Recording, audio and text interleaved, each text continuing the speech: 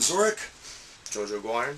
And we're here in the Inner Sanctum Sanctorum at East Coast United Brazilian Jiu-Jitsu.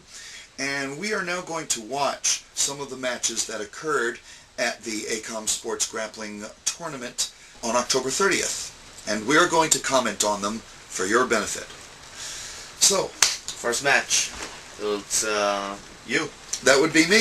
Yes, this was in the over 30s open skill, open weight, white belt in gi.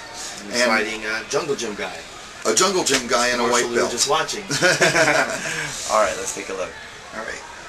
Okay, now I've been specifically working on the patience in my stand-up game because I've been losing it because I was being impatient. Right. How do you think I did? You were doing fine. You just a little unsure of what you wanted to do. Of course, we didn't really practice too much on the stand-up, except for that last day, and it looks like you got taken down right there. Yeah. Which is fine. But now, I believe what I was yelling to you was recover your guard, which is you see you start to work that bottom knee, which is everything we planned. That's right. Working for that elbow escape, making that frame. That was beautiful. That's right, getting the hip out so you can get the leg in, and also posting up the leg so he couldn't take mount. That's right. You have some long legs there, so it's you have to work a little bit. Right. But he did take mount. He got to the mount, so that's 4 points, and now you're working your way out. At some point here, you hollered elbow escape, and I'm like, oh, right, that's right. Yeah, that's there you stuff. go. And there you go, and there it is. And there's the half guard. See, look, you're trapping your own leg there. You see how you're trapping your leg? Get that knee out, and then elbow escape on the other side. You see how your foot's trapping your leg, your knee? Because I'm fighting so hard to hold the half guard. Yeah, I would take that foot, put it in the middle, right there. That was good. And then I'll do the same thing to the other leg. You know, push his knee and get the leg out and get your guard back. At that point, he was trying to choke me out with his shoulder. But I remembered a lot of people telling me that when I get a good solid lockdown in and stretch him out, it hurts. So I did. And I completely stretched him out, and that relieved all the pressure he was putting on my neck. Okay. And back to guard. Beautiful. And that opened him up. That opened up the space. Beautiful. Now you're working. Yeah. Now I was reaching for the gi choke here. Okay. Look, right here you have an arm bar. All you needed to do is put your foot on the hip, alligator bite.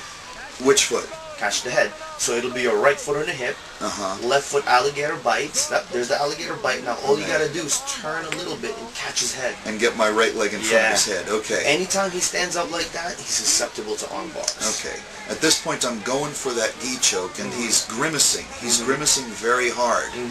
Thought I might have something, but in the end, I didn't. You can see him grimacing. Yeah. And I would like that a little deeper. How deep? Behind his neck. And remember, he can't attack you from here. He has to pass your guard. That was beautiful. But I didn't have him locked down. You didn't secure him. And that was more of a gogoplata than an arm bar. Here, he didn't have his hooks. I wanted you to head down, your hips up. That would have knocked them over. Like that? Yeah, but you didn't do it enough. You didn't do it with enough force.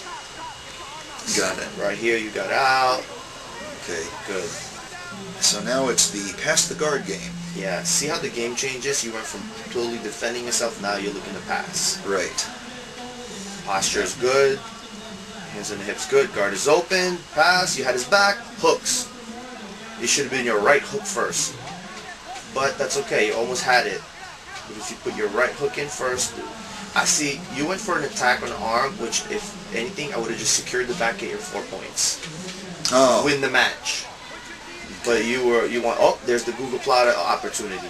What I would have done here, I would have reached up for the back of his neck, hold it down, and stretch my shin on his neck. There. Right there. You should have hit 2 hands on the neck and start stretching your shin on front of his neck, and that would have finished him. And probably biting down with the left leg a little harder too. Yeah, biting down with the left would have been fine. But you're working here, you almost got it. And this was bothering him for sure. Yeah. See, if you had 2 hands, that would have been better. Right, he was isolating the left hand. He knew. Yeah, he had 2 on 1 on the left. Right here, whenever somebody stands up like that, foot on the hip. You put your foot on the hip and you're going to leg press them up to the ceiling and flip them over. That's something we'll have to work on. Yes. I believe we did that one time in class, where you put the foot on your, I don't know if you were here for that. It was part of that takedown thing. Yeah, foot on your hip and flip them over. Right, so it's something I need to drill. There, I'm fighting for that grip. Deep grip, deep grip. Yeah, but he's pushing. See how he's blocking your hand? Yeah. So put your left hand in and look on the other side.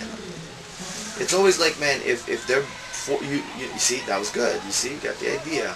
See, and then start arm barring. See that when he's holding your hand like that? Arm barring while I've got a hold of his gi? Yeah, right there. So look, see that arm? All I would have done is took that right leg and catch his head. Especially his arms were straight like this. You see, yeah. Oh man, it's right there. He's giving it to you. I think part of my problem was I wasn't shifting my hips out. Yeah, your hips wasn't coming out. You were trying to armbar him from the center. So it wound up turning into more of a gogoplata than an armbar. Time ran out, and it looks like he won on points. On points. And you didn't get submitted, and you performed well. You know, there was a lot of positions, a lot of transitions. It wasn't like he had you stuck in one position you couldn't get out.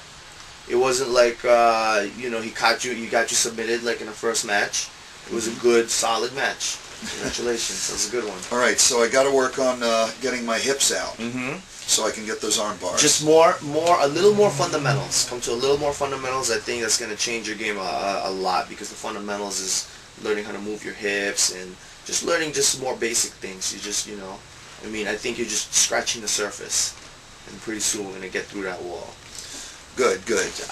So after 3 weeks training with Jojo, though he scored dominant position and takedown enough times to get points over me, I do feel that I got more quality submission attempts, or was headed towards a quality submission attempt more often than he was. And though in this sport and competition he gained more points, I'm rather proud of my performance against him.